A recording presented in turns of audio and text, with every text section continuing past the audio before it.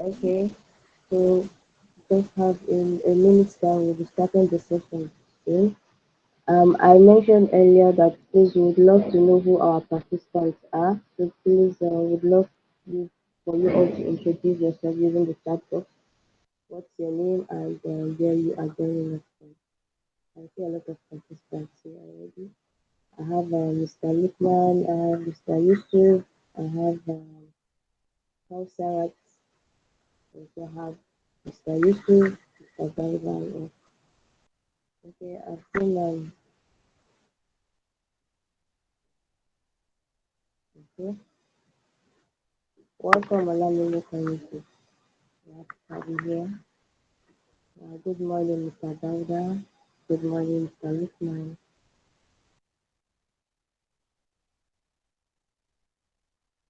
Okay, so it's 10:15 already, so try not to waste much time. We'll be starting the session soon. Good day, or should I say good morning or good afternoon from whichever part of the world you are joining us from. Um, Welcome to another session of the Ignite Research Academy's postgraduate North and Bold webinar series. Um, our last session, we had Mr. Sunday Jacob from Carnegie Mellon University, who took us through scholarship essay from a storytelling point of view. And for those who attended that session, you would agree with me that it was very interactive, educative, and also it was also fun as well. So this session also promised to be very educative and like enlightening as well as we have another incredible speaker is Hadiza Yusuf. She's also a graduate student at Carnegie Mellon University, Africa. So without taking much of our time, Ms. Hadiza, you can um, unmute yourself and give us a brief introduction of you and take us through today's session, which is on choosing school, choosing your graduate school. Hello, Mr. Okay, Diza. thank you very much, Miriam. Yeah, thank you very much, Miriam. Hope everyone can hear me. Yes, I Hope can hear everyone can you. hear me. Okay, I can hear yeah, you. thank you. Yeah, So, we thank can you. So, hear you. I'm Hadiza Yusuf Umar. I'm a graduate of Federal University of Technology, Mina, studied mathematics, and then I'm currently a postgraduate student in Carnegie Mellon University, Africa. I actually just came, I just started. I've not even started. I'm starting on Monday. I just finished my orientation. So I'll be studying information technology in Carnegie Mellon University, Africa. I'm honored to be in our midst today to share my experience on selecting graduate school. Thank you very much. So if you permit me, let me just share my slide. Mm,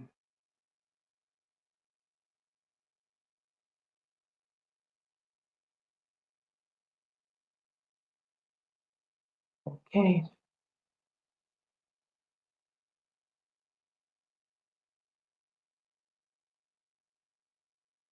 So please, can we all see the slide? Yes, we can. Yes, mom, you can Okay. carry on. So okay, so like I said, I'll be taking us through selecting graduate school. I would want the presentation to be as flexible as possible. Yeah, we would not be talking much on the slide, but we'll not be talking much on the slide, but at any point in time and we have questions, we can just ask. You can stop me, you can ask your question. I would okay, before sharing my experience, I would love to ask us. I I am presuming that each and every one of us in this call today, um, might have or have made a decision to go to graduate school. So I would like to ask us, why graduate school? We can drop that on the chat. Why why do we want to go to graduate school? Why do we even decide that, okay, graduate school is for me? So can we drop that on the chat?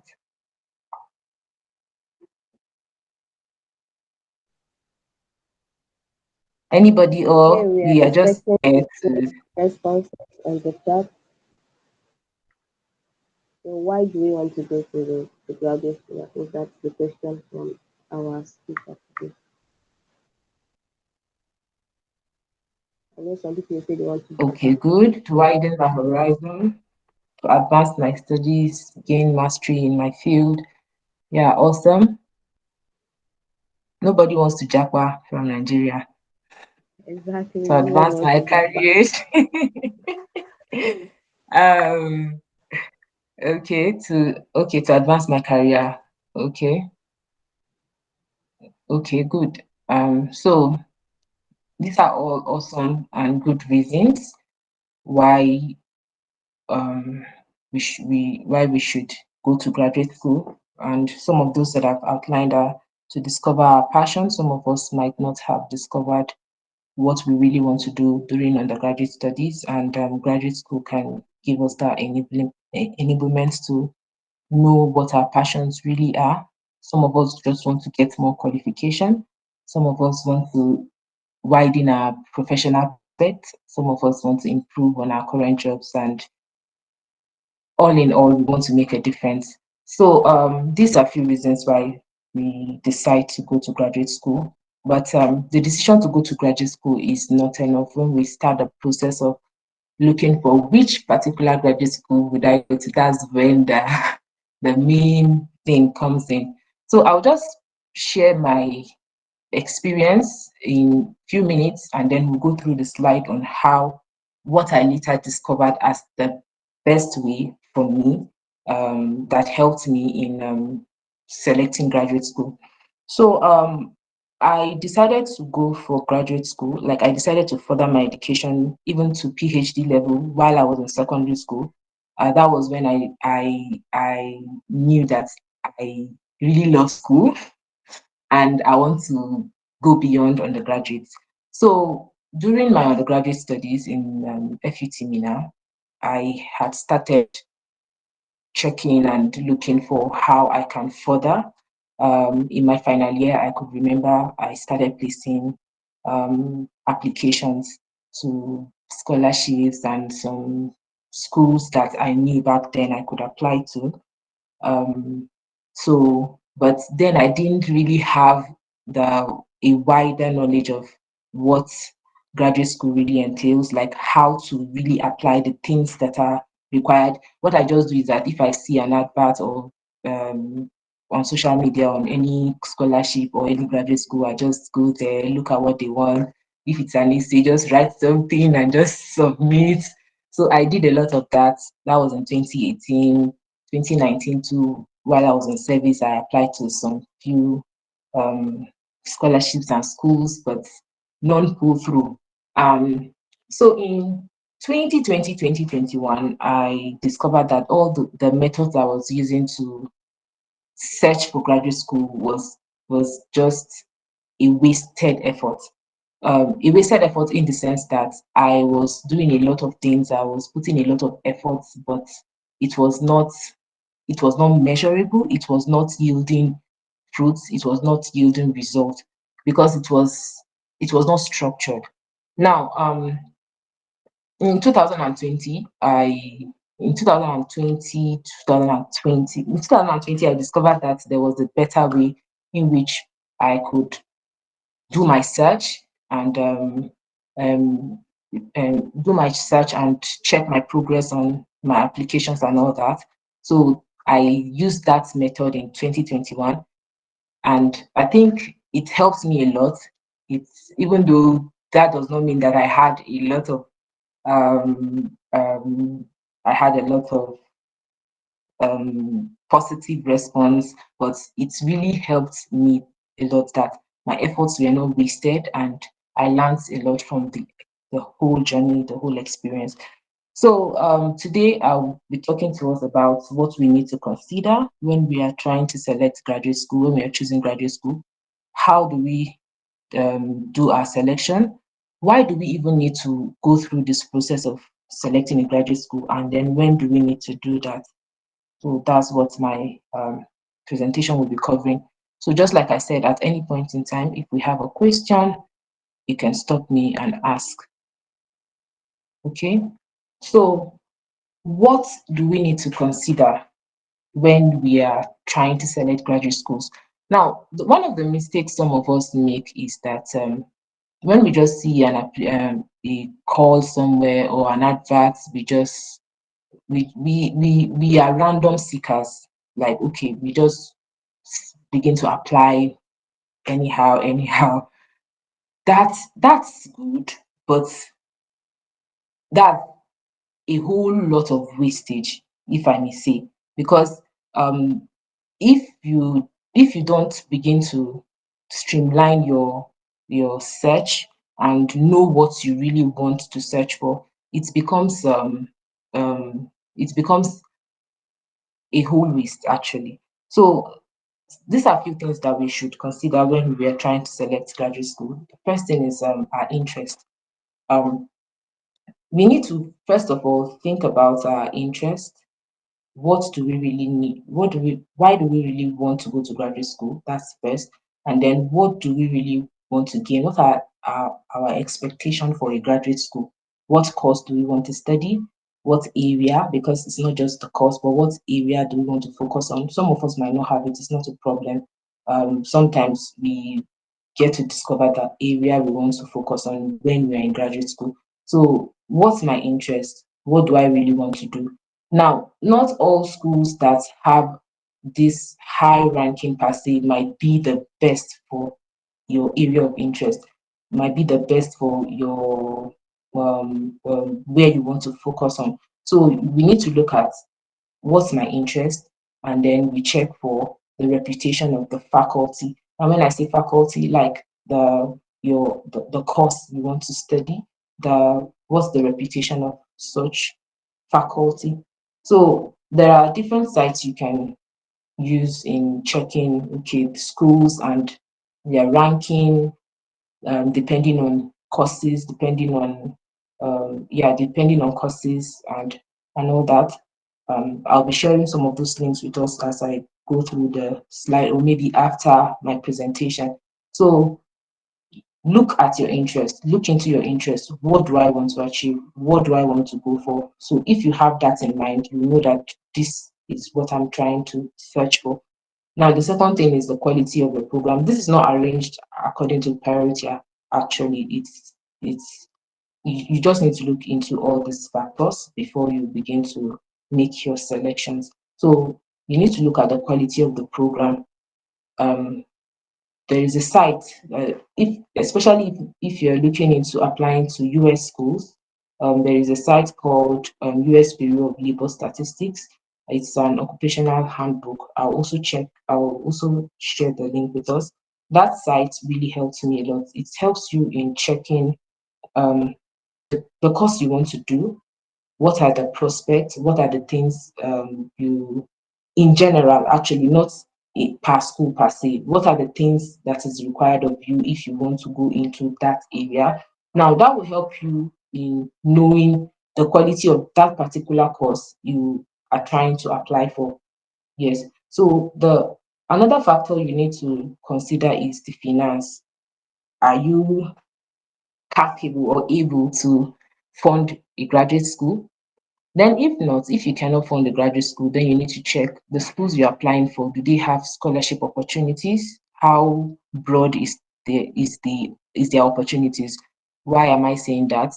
Okay, 2018, 2019, I actually applied to a lot of UK schools, and to be sincere, I got several admissions.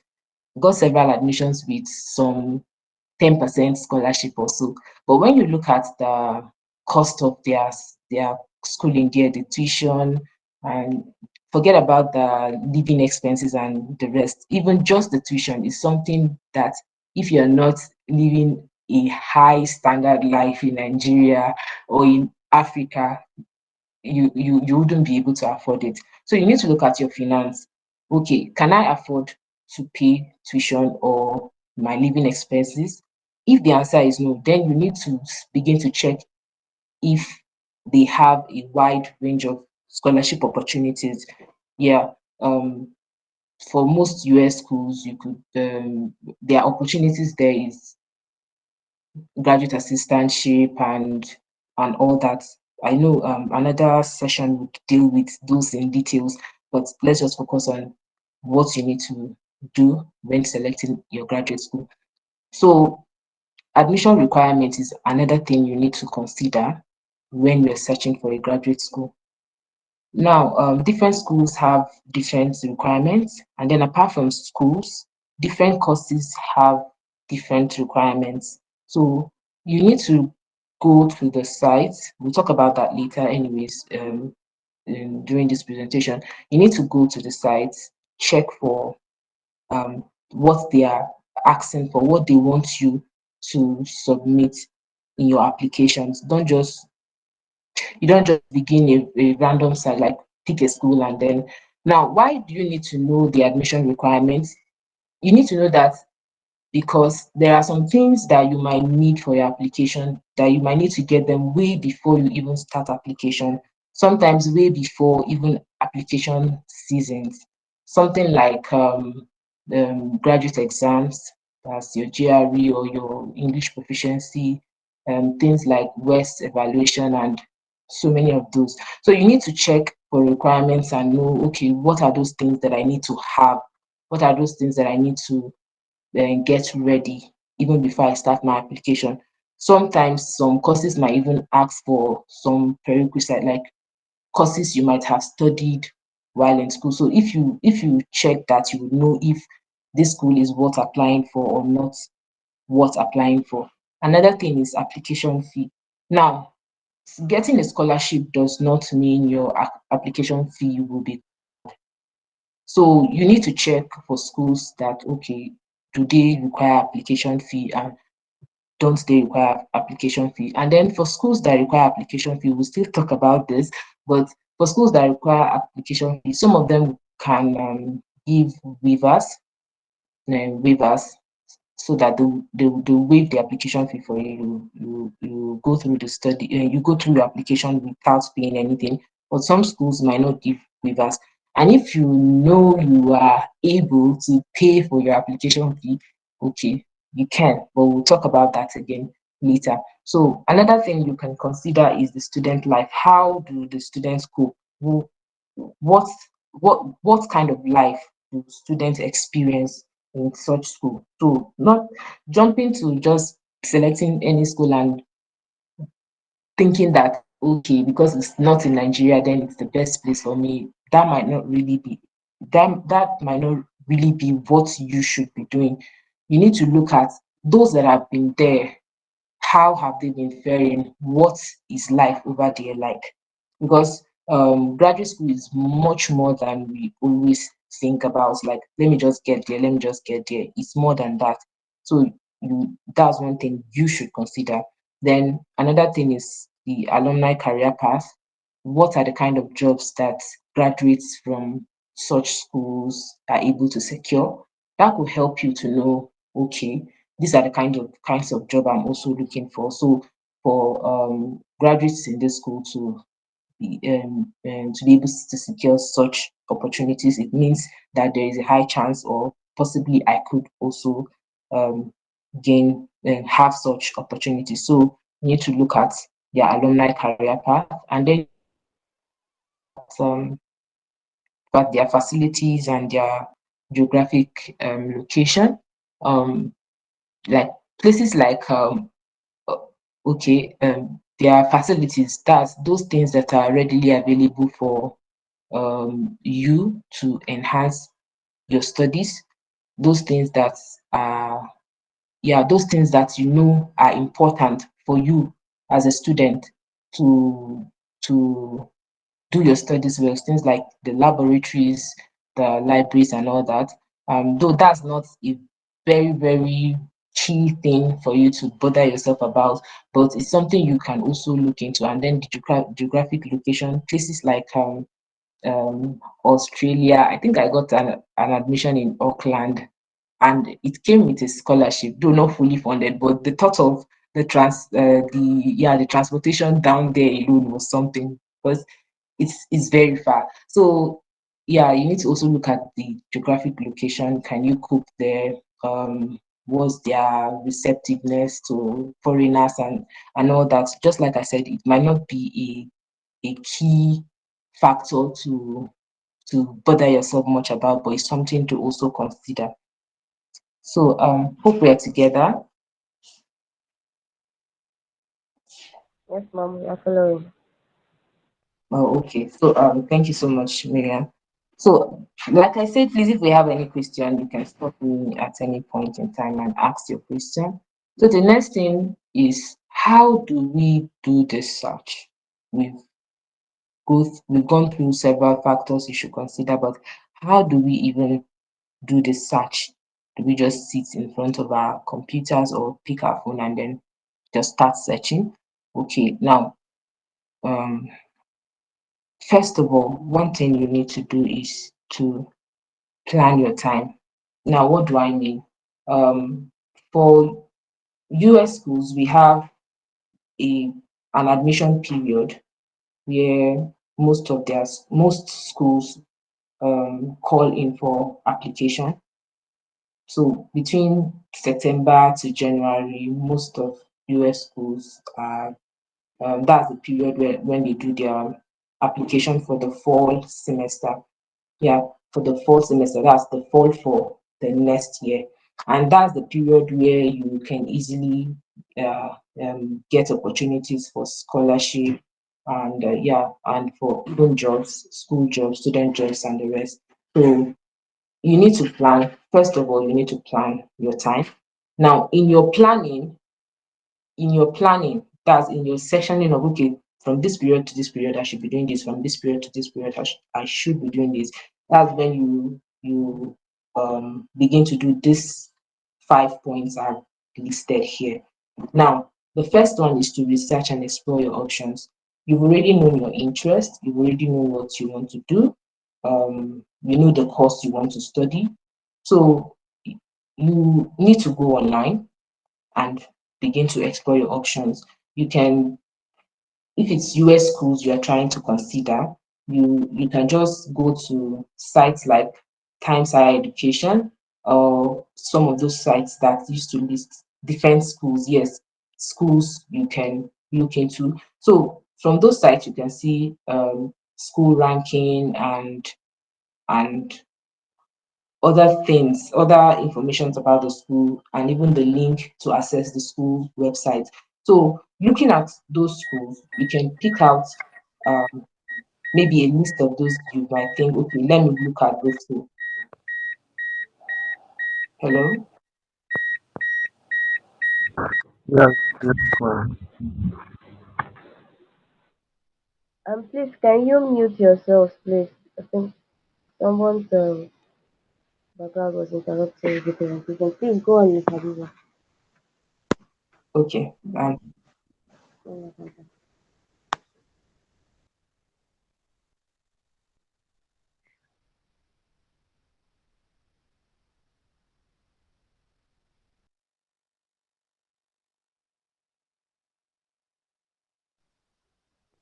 Hello, Mr. Habiba, are you there?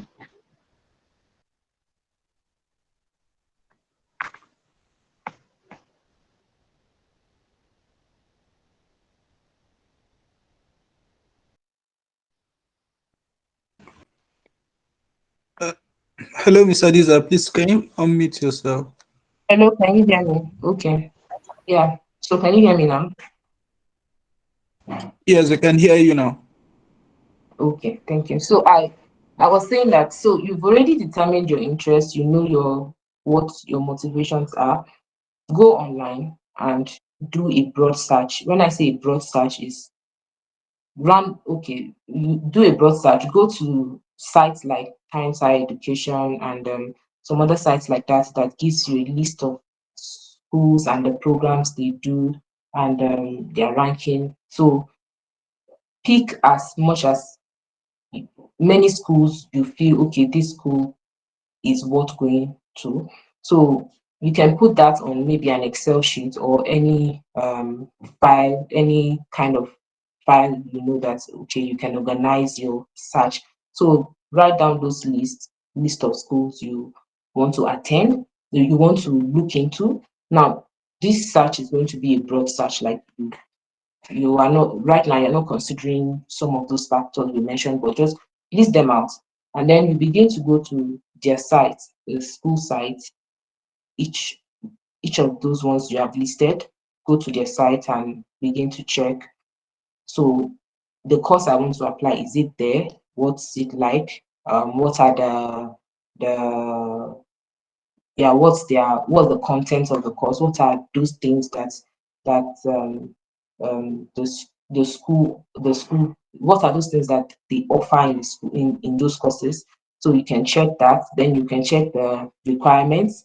Most times you see requirement not just on the school website, but on the course website. So go to the course website, check for the requirements for that course, because even in the same school, you might find situations whereby the requirements for a course is different from the requirements for another course.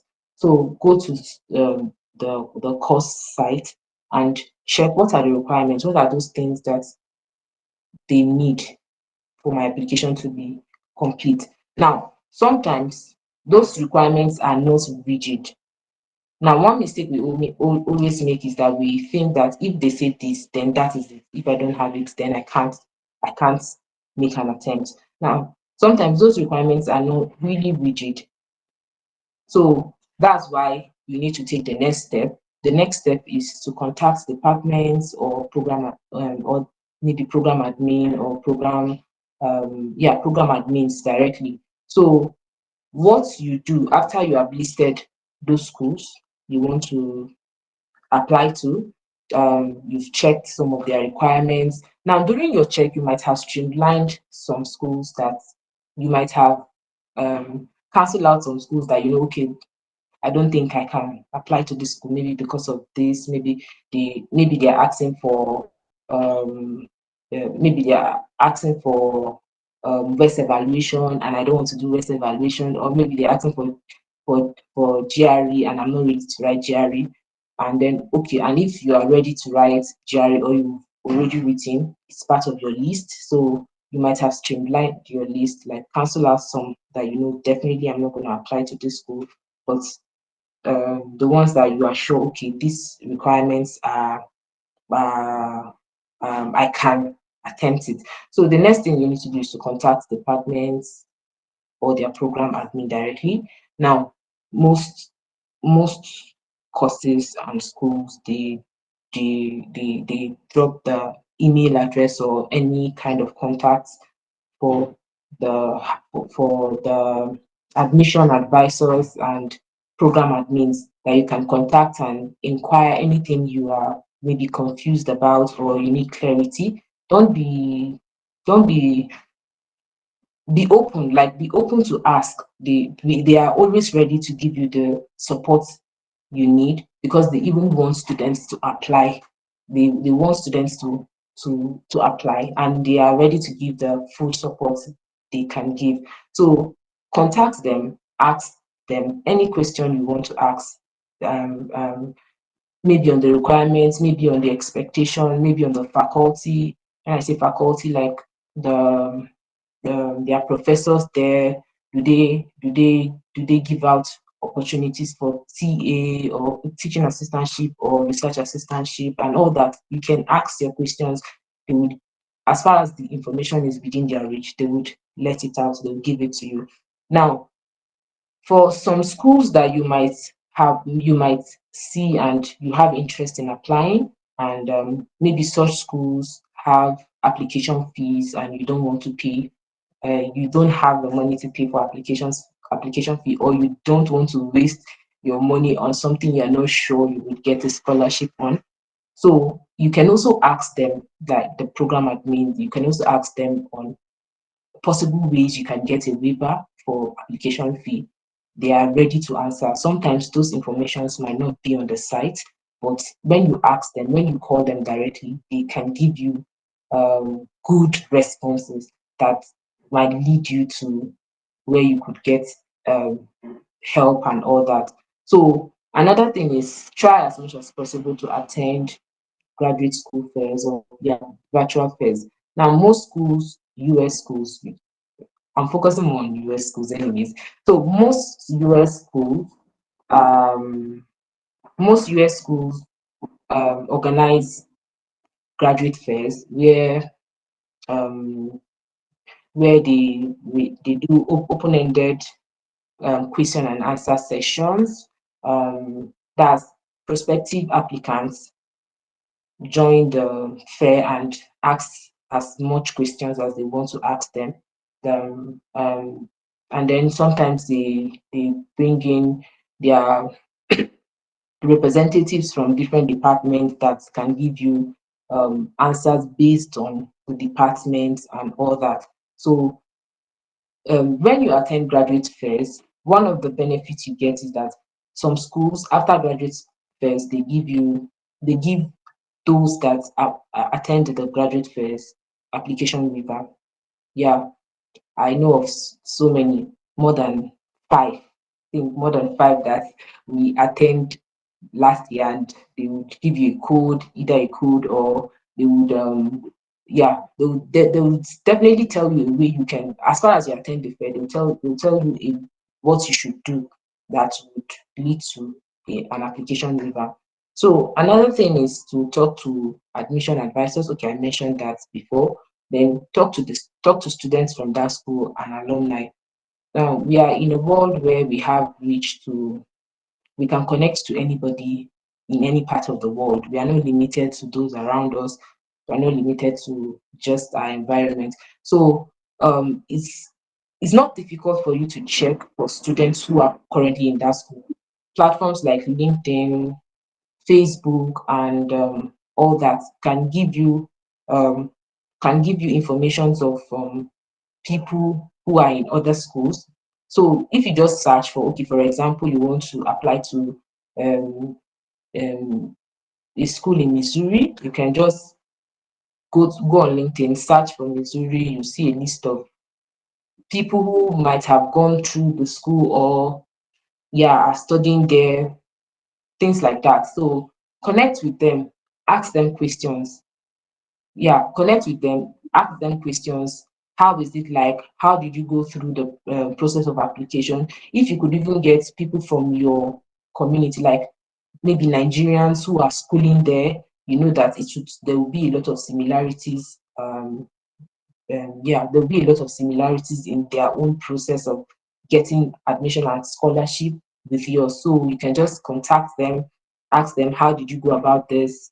But you need to learn the skills of also connecting with people. You don't just barge in on people and begin to ask them questions. So you need to be friendly about it, know how to connect with people, and know how to ask people questions in a way that they would give you the response you need. So connect with also alumni, people who have gone through the school, and ask them questions.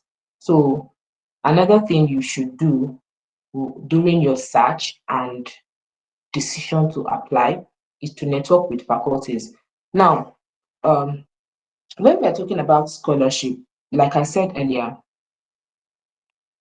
is most US schools it's not just scholarship per se that gives you an opportunity for financial aid. It's not just scholarship, but um, most times it's graduate assistantship, graduate assistantship like teaching assistants, research assistants, and all that. Those are the ones that are common with US schools.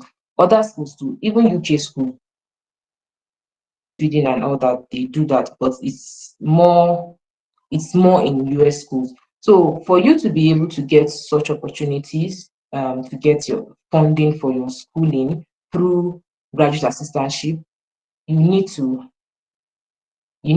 network with their faculty, because graduate assistantship and research assistantship is you working under maybe a professor, you working under a professor, uh, either in research or in teaching. So a better way to get opportunities is to network with those faculties.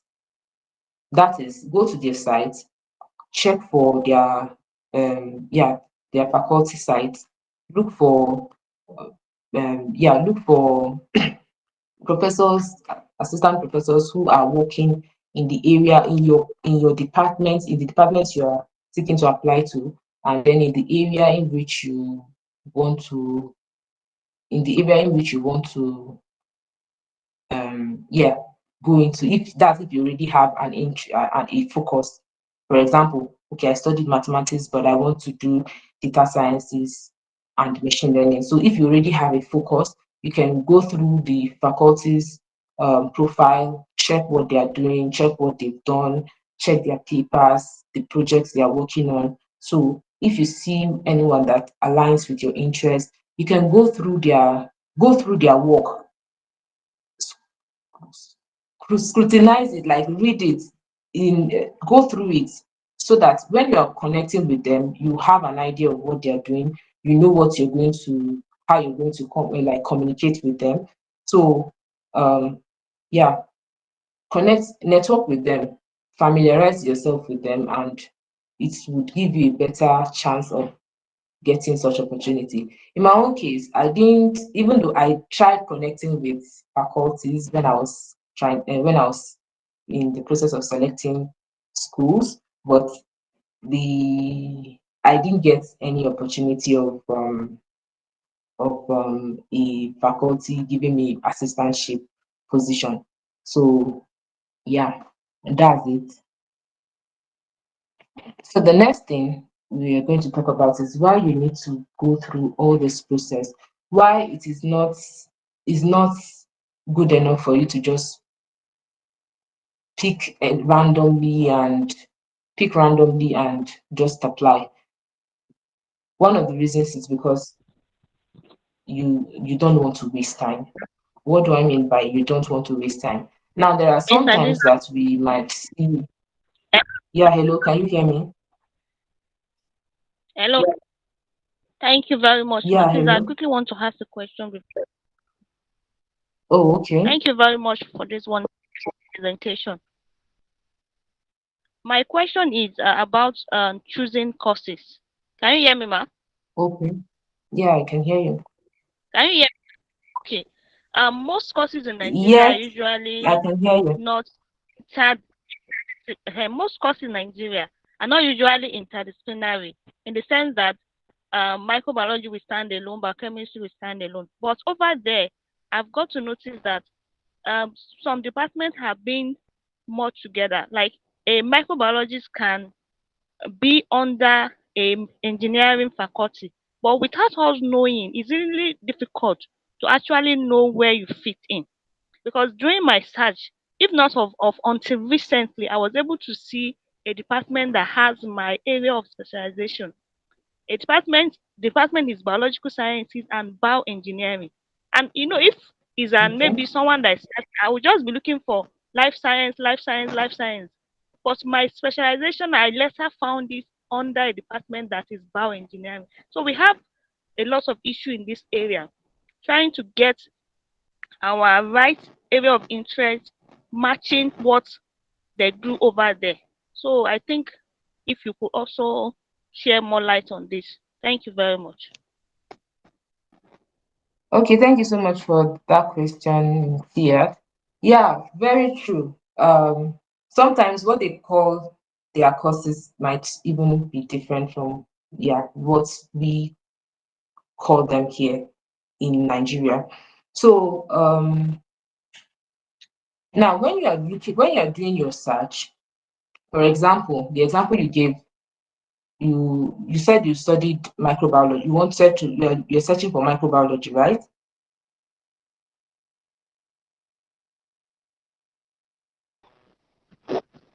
Yes, Oh, okay, good. So what you can do also is, if you go to this site that I just posted on, if you go to this site I just posted on the chat yes. Now, what the site does is that it's actually a job site, but it also gives you areas under a course. Hello.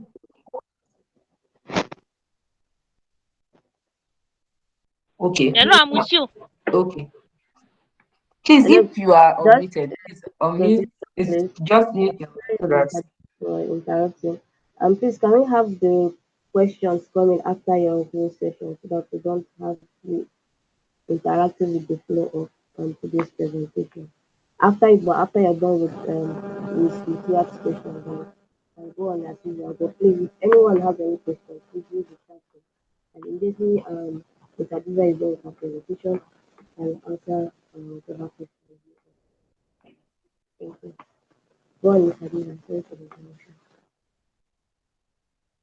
Okay, thank you, Miriam. So for Nukia's question, like I was saying, you can check the site and it will give you some kinds of, okay, when you're searching in the website of a school, you don't just search for, okay, maybe microbiology. You can look for terms that are related to microbiology. It's possible for you to even see a faculty member that is in that is doing a an interest, yeah, an area of your interest, but it's not in that department that you might be thinking that person should be.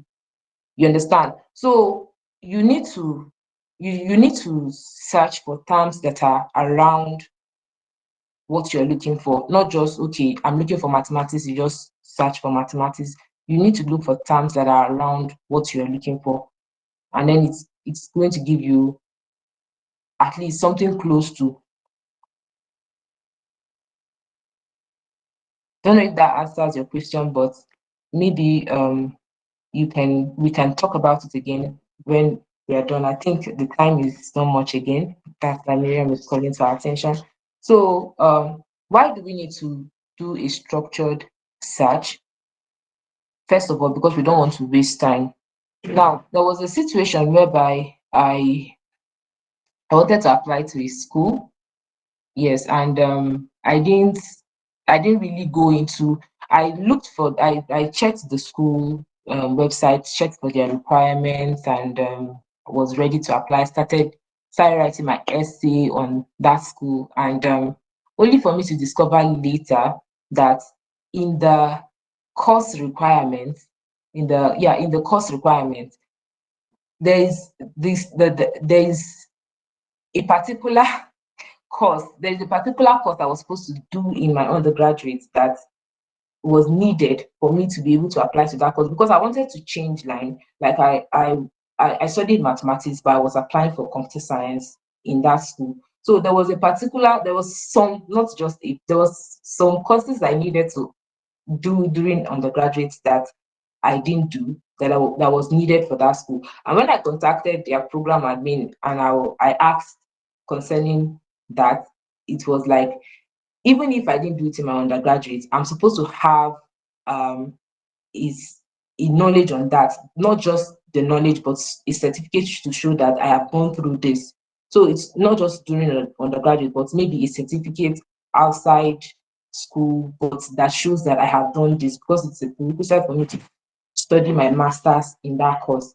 So it was now like a waste of time, because I had gone through a lot of process during the application, and finally at that could not continue. Another thing you would not like to waste is effort.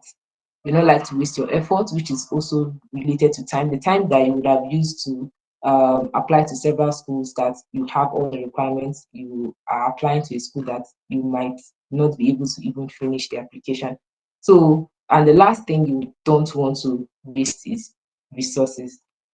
Now, in 2019, I applied to I applied to to three schools in Sweden. Thank God, the way Sweden do the application is that you for any school you want to apply in Sweden, you apply through one platform, which is their I think it's a government platform also. The all schools you apply through one platform, so you pay only one application fee to apply to the. I think the highest number of schools you can apply is three. That's for Sweden, three at once. So it's just one platform. So I applied to some schools in Sweden and I paid application fee without I was not that I was sure that I would get a scholarship. So I paid the application fee. At that time it was around 40 something thousand. I think I paid like 43,000 for the application. I got admission in Chalmers University. It was one of the best actually in Sweden, but I didn't get a scholarship, so I couldn't go. And that was how I wasted the the my 43,000 per se, which was even less than more than the amount I was paying per month then. So these are some of the things you want to avoid, and that's why you would like to do a good research, explore any school you want to apply to even before you put in an application. And I would advise you that you don't pay an application fee until you are certain or you are sure that okay, I'm going to get a scholarship in this school. That's for those who cannot finance their tuition and all that. I know that some of us are so rich and we can pay for our tuition. So, but for those who are looking for scholarship, please be certain that you're going to get a scholarship before you put in an application fee. Now, there are instances whereby you are already sure that you are going to get a scholarship opportunity or a funding opportunity, which is if maybe you have discussed with a faculty and the faculty is ready to take you in, has assured you that you're going to get an assistantship with him. So then you need to apply to the school, and the school might not, okay, maybe the school did not waive application fee for you. In that kind of circumstance, you already know that, okay, I have an opportunity, I have funding opportunity, so I can sacrifice, no, it's not a sacrifice again because you're already sure. So I can put in this amount, I can put in this amount to get my admission. So those are the reasons why you need to um, do a structured selection. Now, when do you need to start your this process we've talked about? Yeah, you need to start early. Why do you need to start early? Like the whole thing we've discussed looks as if it's something that will take you little time, maybe just 2 days to just go through it and bring out a list of schools and bring out the list of requirements. It might not be like that. You need to start early because there are several other things you need to put in place to apply your essays, your if an exam is required of you, you might have to write some exams, you might have to do some processes to for yeah, and it is advisable that you apply early. So that's why you need to start your search early. And if you are planning to apply for this fall application period for US schools, it's best you start now. This is still October. Some schools have started application, but very few. But by next month, you see several schools, their application process will start.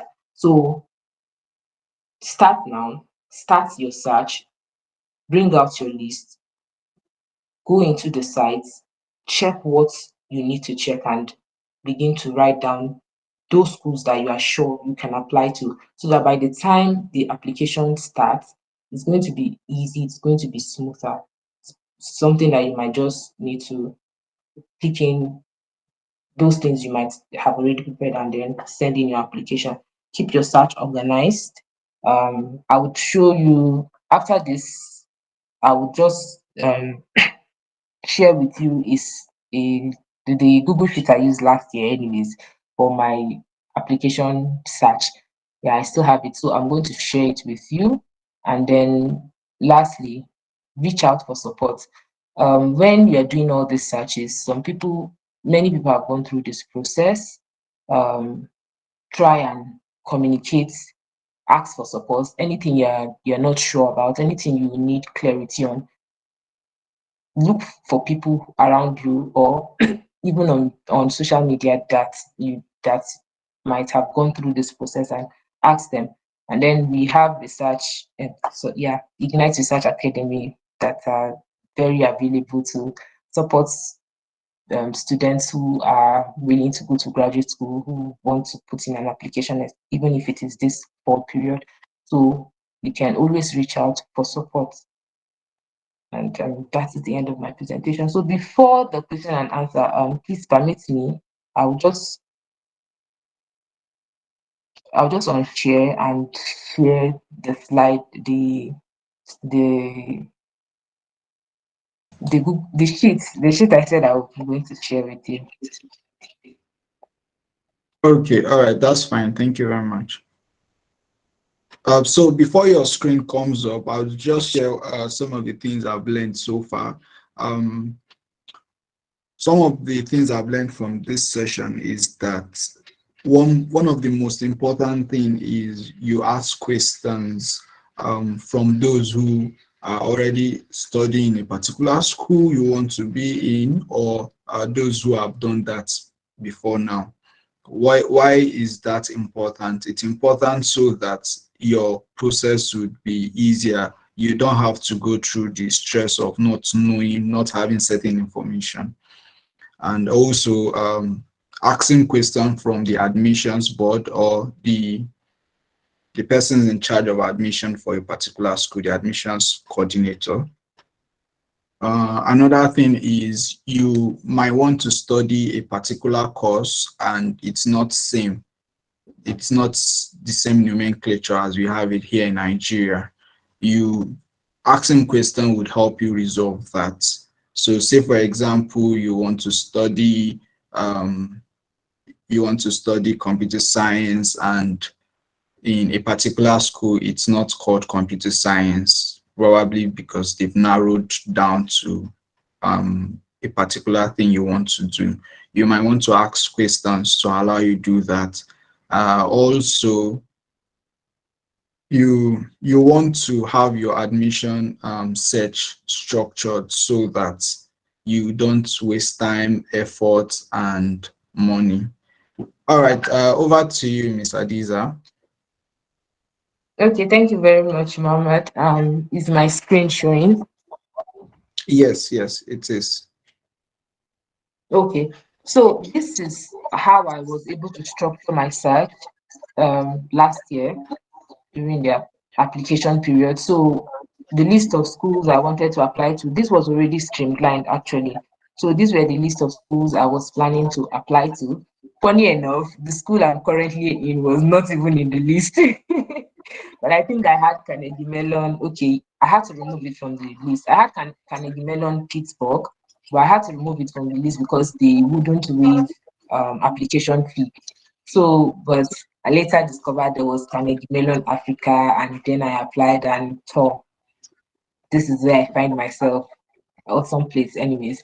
So, now you could see that, okay, I have a list of schools here. I put in their ranking to know, okay, where, which position is this school set? Think it's not very essential, but for me it was. So that was why I included it there. So what is their acceptance rate? Like how many international students do they accept in a year? So I put it there. Like what you're seeing here is like, okay, the percentage of people that get admission compared to the um, total number of people that apply. So that's the acceptance rate. Now the courses I want to apply to. Now it's okay. Do I have, okay, not all of them that is computer science. Now some schools you might check, you might not see your course, just like Muti had asked. You might not see your course, but there might be something that is so related to the course you are trying to apply to. And maybe when you go into the departmental site and check the faculty, you might see that you might see that there are faculty members that, master studies is not like undergraduate that is totally a broad study. You understand? So you might see a faculty that is doing something that is very, very related to what you want to do. You get it? So doesn't have to be the same name, exactly the same name as what you are expecting. You just need to check the. In fact, sometimes you might even see the same course, the same name as you want, but when you go to the content of that course, there might be things there that might might be not really relate. I don't know how to explain this, but might not really relate to what you are expecting.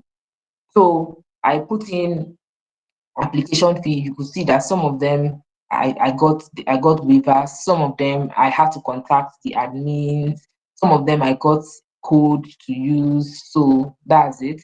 And then I checked their GRE requirements. So some of them were required. I had to write GRE last year. So that was why you could still see some schools that had GRE as required. I still was able to apply to them. So some of them had required, some of them were optional, and then so then English proficiency.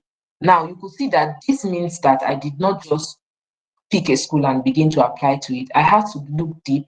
I didn't just, and most of the schools, like Missouri, there are some departments that they don't require GRE actually. Now, why GRE was so much required for me was that I was applying for a PhD, not a master's. I didn't do master's. I don't have a master's degree, and I was applying for a PhD. Now, in this particular school, if you're applying for master's directly, you could, master's directly, you could get it without a GRE. And why I'm saying that is because I applied for the same school 2020 and I got admission. I applied for a master's and I got admission, but I didn't get funding. So this time around, that was last year, I was applying for a PhD. So for me to be admitted for a PhD without a master's degree, I needed to write GRE.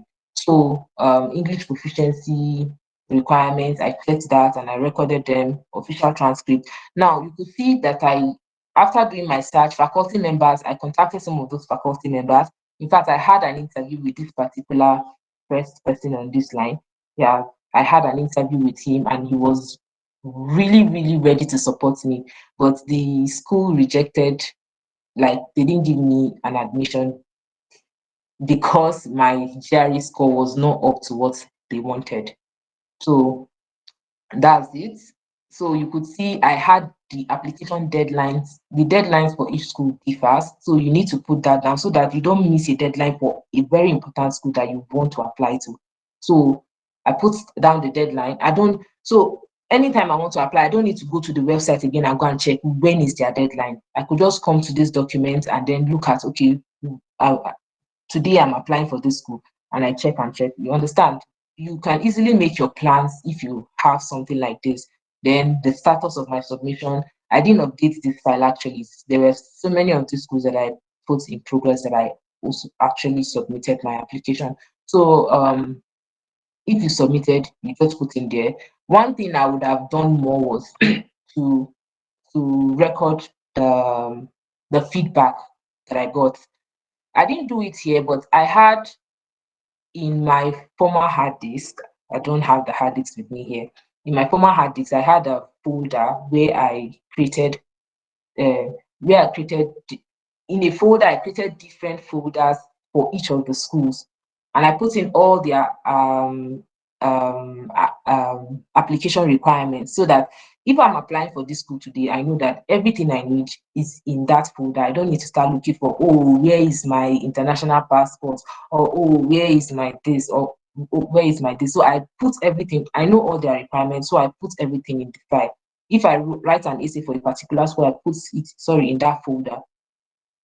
So by the time I start the application, I just go straight into the folder, pick it from there, and yeah, post it. So if I get a feedback, whether it's a rejection or it's an a success for my admission, I still download the file. If it's an email, yeah, I download it and put it in that folder. Yeah, I still have them, but it's in my former hard disk. Okay, I think that's all. That's what I wanted to show us. It could really be of great assistance. So thank you very much. That's the end of my presentation. So if you have questions, I'm here to answer them. Okay, thank you very much. If we have questions, we can either drop on the chat box or we unmute our mic and ask. So there's a question Okay, on I the chat see. box Okay. um, saying, can you give tips on writing statement of purpose? Firstly, before you answer, I would like to say that there's a recording on, there are about 2 to 3 recording on that on our YouTube channel, but you can still give a brief response to that. Thank you. That was the same thing I wanted to say actually. We've Ignite Research Academy has given us a lot of opportunity to learn from how to write SOP. Last week's session was on that, and sincerely, I would advise us to just go through the recording. Join the community. There is a platform, there is a WhatsApp platform. If you are not there, join the Ignite Research Academy WhatsApp platform, and there you can ask your questions there. If you have any questions, even outside what was discussed during presentation, or you need more clarity, you can ask. If the people online might do not, maybe they don't have the answer, they have a broad connection to people who have gone out there that can give you good answers. So just join the chat and ask your questions, and I'll also advise you to please go through the videos. Just this year they've had like um three um 3 sessions on essay writing. Thank you. Yeah, please, I have a question. Yeah. Okay, go ahead.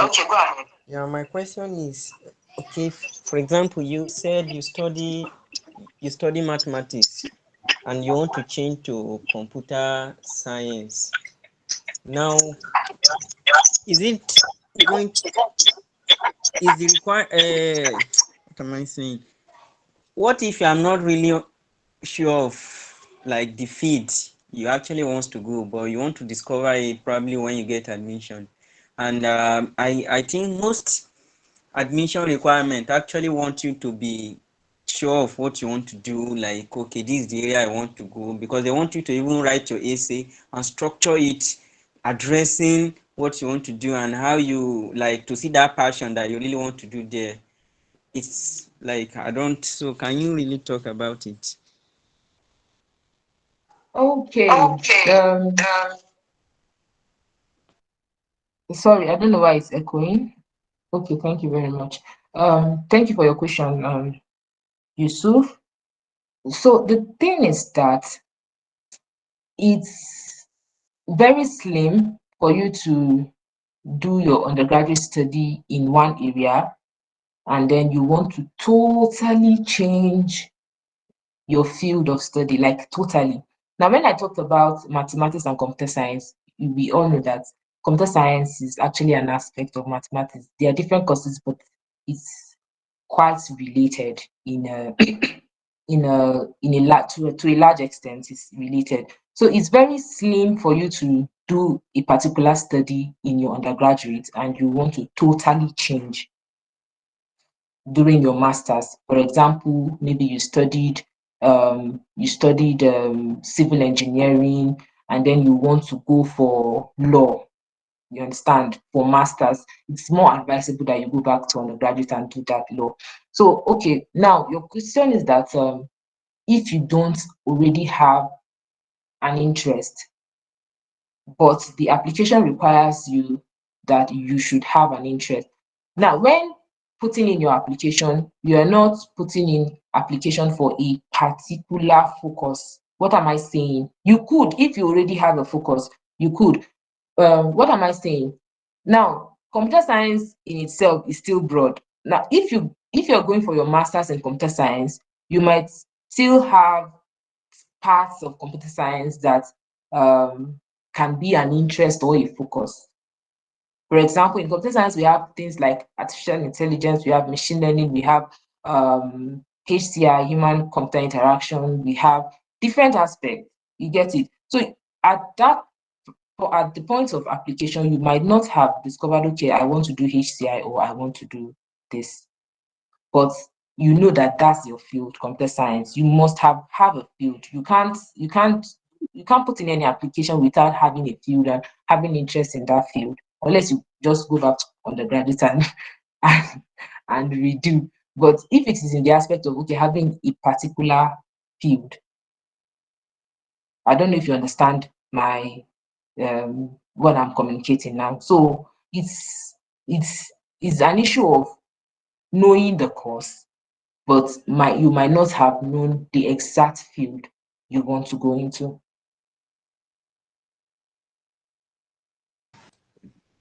Okay, thank you very much for that answer. We have another question on the chat. Please, is there a minimum CGPA for direct PhD? No, no. Like we've said all the like I've been saying from the beginning, every school have their requirements. Schools, their requirements differs, and then even courses from courses in the same schools, their requirements differ. Now, there are schools that might give you a particular um, CGPA you need to have attained during your undergraduate for you to be able to apply for PhD. But there are schools that might not really give you that, okay, you must have this particular CGPA. Most of the US schools I applied to, I don't think they mentioned anything like CGPA. Yes, I don't think they mentioned anything like CGPA. Schools like UK schools, yes, they'll tell you minimum of second class upper or so. But most of the schools I applied in US, they don't really tell you, okay, you have to have this CGPA. So it's what is your application. There are different section of segments of your application, your essay, your if you write a GRE, or yeah, if you write a GRE and other your CV, those things they count. So it is the should I say gravity of your application that might give you the I don't know what English to use right now, but most US schools would not tell you that this is the minimum CGPA, but your application shows for itself. Yeah, so there is no minimum CGPA, but try to check the requirements for each course and for each school. I think I've heard of somebody with a tutu that that that got admission for a PhD without a master's. Yeah, I think I don't know the person personally, but I have heard of. It's not a fiction and it's real life here. So Yes, I've somebody with a actually read. tutu. Yeah, I've actually read about someone with a tutu that got into a direct PhD, and the reason was because the person has a very good grasp of research, and the person had a very good experience in that particular field. So most time it's your experience and what you can do, your experience with research, your experience in the particular field of study. So it's all dependent. It varies. Once you understand the requirement from the school, you can always apply. So there's another question here. The question is, as undergraduate student currently in their final year, when is the right time to start application? My answer will be now is the right time. But Ms. Adiza would still answer that. Then the second question is, most of the grad school in the US are for PhD. Is it not necessary to go for MSc before PhD, or does it depend on the individual applicant? Okay, thank you so much for the question. The first question, please start now. Even if you're in final year, start now. Like I told you, I started applications when I was still in my final year. Even though that time I didn't really have a grasp of how to apply where to go for to see the way I can apply. I was just applying randomly anything I see, and then I didn't even know how to write an essay. So I thought writing an essay is just to say one or two things and then you're there. So I started application when I was in my final year. So and then okay, funny enough, the school I'm currently in, some of those I'm studying masters together with, some of them are graduating next month. Next, yeah, early next month. Now some just finished their graduation before we started orientation. So it means that an application was last year, December. Yes, December or November. That was when we did application. So you can see it means that they were applying while they were still in 500 level. So the best time to start is now. I know that Nigerian school we have the constraint of ASU, but still put in your application. It's a two-way thing. It's either you get the admission and you are able to go when you finish, or it's an additional experience on how to apply to graduate school for you. So start now. That's the answer. Then the second question, um, first I would say no. It's not. US school is not only for PhD. US schools, you can also apply for masters. I applied in 2019. Sorry, I'm mentioning years like this because I have them all in my head. In 2019, I was applying for masters. Then I didn't focus on US schools though, but all the applications I made were masters, whether it was US, Sweden, UK, Australia, all of them, it was masters. And I got two admissions in US for masters. Missouri was one of them, like I told you before. So you can apply for masters in US. But you can also bypass masters and apply for a direct PhD. If you know that you have, okay, one, maybe you have a good CGPA, but a good CGPA is still not enough. Um, like was mentioned in the previous question, you have experience and experience in research, because PhD is more of research. So you must have a grasp of research if you just want to bypass undergraduate to PhD. Yeah. Um, Let me see. Does that answer the question? I'm saying as if it's more than one. Or does okay? It says most of the graduate schools in US are for PhD. Like I said, that's not true. You can apply for a master's, and some masters gives you TA opportunity, teaching assistantship opportunity, or the, there's there's another one that they call graduate admin. Yeah, admin assistantship. Those ones they work in maybe the school body or a faculty, but not as a teaching assistant and not as a research assistant. They might be maybe handling technicals or all those things and are being paid for their time. So some masters students get such opportunities, but it's just that in US schools, PhD gets more funding opportunities through research than masters. That's the difference. You need to note that.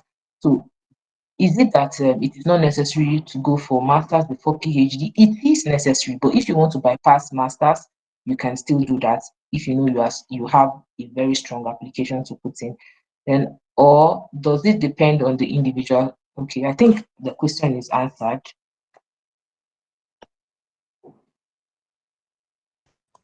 That's it. Okay, thank you very much. There's there are other questions on the group, but we'll not be able to take them. I think the only one I would want to quickly answer is the one on the NYC discharge. There's the Western world doesn't have any business with whether you did NYC. NYC is something within Nigeria, so it's not a requirement, except if where you're applying for is in Nigeria.